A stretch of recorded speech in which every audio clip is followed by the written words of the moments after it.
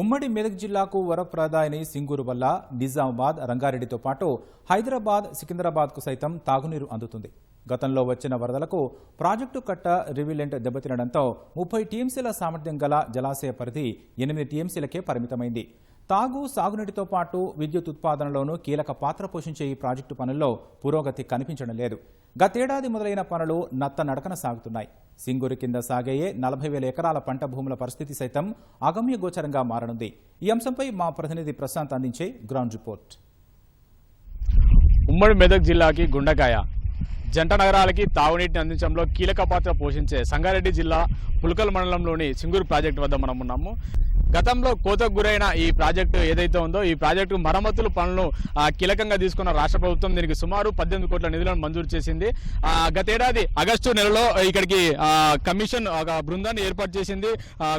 మనకి సింగూరు ప్రాజెక్ట్ ఏదైతే ఉందో కోతకు గురైన కట్టపైన వీళ్ళు సర్వే చేసి కట్టకి ఎలాంటి ఇప్పటికైతే ఇబ్బంది లేదు, కాకపోతే నీటి సామర్థ్యం ఒకంత తగ్గించినట్టయితే దీన్ని కొంతమేర నీరు తగ్గిన తర్వాత రిపేర్ చేయవచ్చు అని చెప్పేసి మనకి బృంద నిపుణులు వచ్చి ఇక్కడ తనిఖీలు చేసిన పరిస్థితి ఉంది.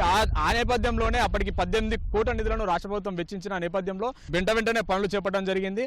అప్పుడు ఒకంత వేగంగా జరిగిన పనులు ఇప్పుడు ప్రస్తుతానికైతే ఒకంత తాత్సారం కనిపిస్తుంది.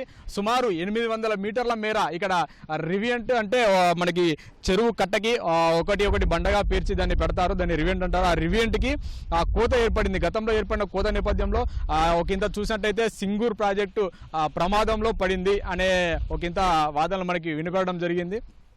ఈ నేపథ్యంలో మనకి బృందం అయితే వచ్చి తనిఖీలు చేశారు. తనిఖీలు చేసి ఇప్పటికైతే ప్రస్తుతానికి కట్టకు ఎలాంటి ఇబ్బంది లేదు, ప్రజలు కూడా ఆందోళన చెందాల్సిన అవసరం లేదు అని చెప్పేసి చెప్పడం జరిగింది. దీనిపైన మనకి రాష్ట్ర ప్రభుత్వం కూడా నీటిపారుదల శాఖ మంత్రితో పాటు మంత్రులు కూడా సమీక్ష చేయడం జరిగింది. సమీక్ష చేసి మనకి ఒక సీజన్లోనే అంటే సుమారు ఒక 6 నెలల కాల వ్యవధిలోనే దీన్ని పూర్తి చేసి ప్రాజెక్టుకు ఎలాంటి ఇబ్బంది లేకుండా దీని భద్రతకి ప్రభుత్వం అండగా ఉంటుంది అని చెప్పేసి వెంటనే ఐతం కుమార్ రెడ్డి 5 కోట్ల నిధులను వెంటనే విడుదల చేశారు. ఆ తర్వాత పూర్తి స్థాయిలో 18 కోట్ల నిధులను వెచ్చించినప్పటికీ పనుల్లో కింద తాత్సారం జరగడం వల్ల ఇక్కడ సింగూరు ప్రాజెక్టు మొత్తంగా చూసినట్టయితే 30 టీఎంసీల నీరుంటుంది. ప్రస్తుతం మాత్రము ఈ పనుల జాప్యం వల్ల 8 టీఎంసీల వరకే పరిమితమైంది. సుమారు 5 మీటర్ల మేర మాత్రం నీరు ఉందని చెప్పేసి మనకి ఇక్కడ అధికారులు సైతం చెప్తున్న పరిస్థితి ఉంది.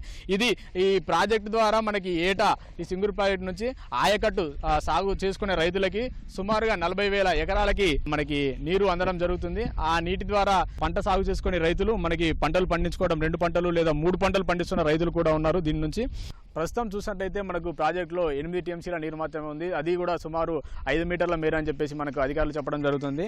ఈ నీటి సామర్థ్యము ఇంతే ఉంటే రాబోయే కాలంలో మనకి రైతులకు కానీ లేదా జంట నగరాలు అంటే మనకి హైదరాబాద్, సికింద్రాబాద్ మెయిన్ రాష్ట్ర రాజధాని ప్రాంతం అయితే ఏదైతే ఉందో ఆ ప్రాంత వాసులకు కూడా సింగూరు మంజీరా వాటర్ అందించే సమస్య తలెత్తే ప్రమాదం ఉంది. మొత్తంగా చూస్తే మనకి ఈ ఏడాది ఈ పనులు పూర్తి కాకపోవడం వల్ల ఇప్పుడు వర్షాకాలం సీజన్ కూడా ప్రారంభమైంది. వర్షాకాలం సీజన్ ప్రారంభం కావడం వల్ల ఈ పనులు మరింత తాత్సారం జరిగే అవకాశం ఉంది. పనుల్లో జాప్యం వల్ల ఇది ఒక ఇంత పూర్తి కాని పరిస్థితి ఉంది. పూర్తి కాని నేపథ్యంలో ఎలా ఉంటుందంటే అంటే ప్రస్తుతం మనకు నిపుణులు చెప్పిన పరిస్థితి ఏంటంటే 8 టీఎంసీల మేర మాత్రమే నీటి నిల్వ ఉంచాలని వారు చెప్పడం జరిగింది. వర్షాకాలం దీన్ని ముఖ్యంగా చూసినట్టయితే సింగూరు ప్రాజెక్టుకు ముఖ్యంగా వర్షాధారమే కీలకము. ఈ వర్షం ద్వారా వచ్చే నీటిని ప్రాజెక్టులో ఒడిసిపట్టి ఆ తర్వాత వీటిని అవసరాల రీత్యా రైతులకు కానీ సాగునీటి కోసము వినియోగించుకోవడం జరుగుతుంది. ఇప్పుడు నిపుణుల బృందం చెప్పిన పరిస్థితి ఏమంటే 8 టీఎంసీల మాత్రం మేర నీరు ఉంచాలని చెప్పి చెప్పడం జరిగింది. సో ఇప్పుడు చూసినట్టయితే 22 టీఎంసీల మేర నీటి తగ్గించడం వల్ల దీని తీవ్రత రాబోయే సీజన్లో ఖచ్చితంగా రైతులపైన కనిపిస్తుంది.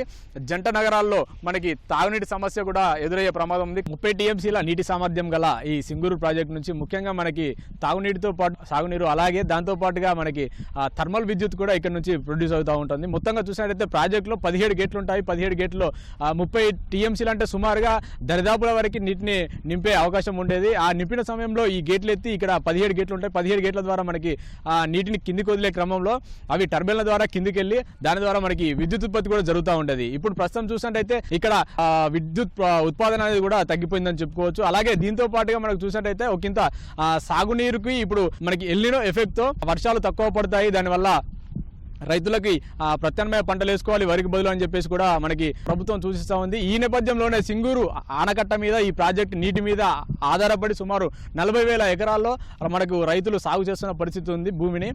ఇప్పుడు ఈ నేపథ్యంలో ఇది మనకి 8 టీఎంసీలకు కుంచడంతో మొత్తంగా చూసినట్టయితే రైతులకు కూడా అటు వర్షాధారం లేక ఇటు సింగూరు నుంచి నీరందక ఒకంత రైతులు నానా అవస్థలు పడే అవకాశం ఉంది. అంతేకాకుండా మనకి ఈ వేసవి వచ్చినట్టయితే ప్రస్తుత ఎద్దడిని తట్టుకునే విధంగా ఇది నీటి సామర్థ్యాన్ని ఇప్పటికే మనకి పెంచే విధంగా మరమ్మతులు త్వరితగతిన పూర్తి చేసినట్టయితే వచ్చే వేసవిలో సమస్య ఉండకపోయేది. ఇప్పటికీ పరిస్థితులు సమస్య అలాగే ఉండడం వల్ల పనులలో జాప్యం వల్ల పనులు జరుగుతూ ఉండడం వల్ల మనకి వచ్చే ఏడాది కూడా వేసవిలో మనకి జంట నగరాలైన హైదరాబాద్ సికింద్రాబాద్ లో నీటి ఎద్దడి తీవ్రంగా ఉంటుందని కూడా మనం చెప్పుకోవచ్చు. ఇది మొత్తంగా చూసినైతే సింగూరు పరిస్థితి. ఇప్పటికైనా అధికారులు దీనిపైన స్పందించి త్వరితగతిన పనులు పూర్తి చేసినట్టయితేనే రైతులకి అలాగే తాగునీరు కూడా ఇబ్బంది లేకుండా ఉండే పరిస్థితి ఉంది. ఇది ఇక్కడ తాజా పరిస్థితి.